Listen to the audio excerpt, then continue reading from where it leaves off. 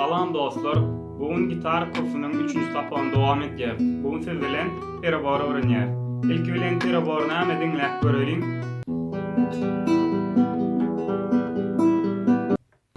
Perabor bu akord bilen çalynýan saz. Ýöne biz akordlary däl ilki perabor öwrenýäris. Ýöne ýatladyň geçen sapakda men size öwredipdim. Haýsy barmaklar, haýsy tarlaryny niýetlenendigini. Onu bilýäňiz. İkinci bilme zadymydan tarlaryň sany. Sebebi häzir men size perabory öwredimde, şonuň sanlaryny ýazýan we şonu siz bir deptere ýazyp alyp, şo boýunça soň gaýtarýaňyz. Bugün siz bilen 3 tane perabor öwreneriz. Birinji perabor, altylyk perabor diýilýär. Näme üçin altylyk diýilýär? Sebebi şu peraborda 6 tane ses bar. Özüňiz sanap görüň. İkinci perabor, 7'lik perabor. Dinläp görýär. Üçüncü perabor, 8'lik perabor. Dinläp görýär.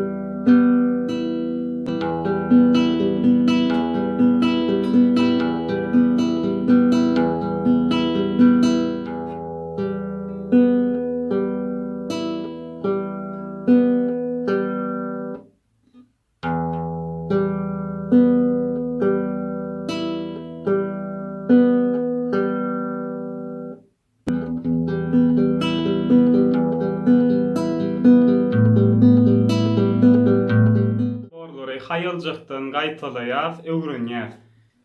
Ýene biram ýatlatmaly zadym, bir barmagyňyzda barsyn çaljak bolmaň. Bolly 3-nji sapamyzdan şundan ibaret perabor öwrenýäňiz we indiki videolara garaşýaňyz. Düşünmedik zatlaryňyz bolsa kommentariýada sorag berýäňiz. Halan bolsaňyz like goýýaňyz we kanalyma agza bolmadyk bolsaňyz kanalyma agza bolýaňyz.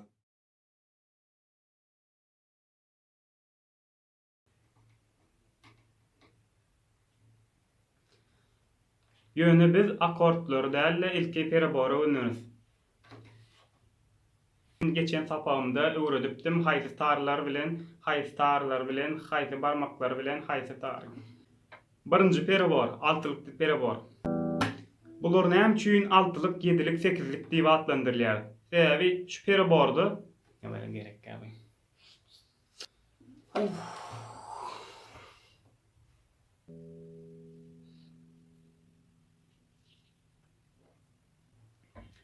Halan olsaňyz like, siziň like'laryňyz men öwüsimi artdyrýar. Gitarist bolasyňyz gelýän bolsa kanalyma agza bolýaňyz, ozal agza bolýan.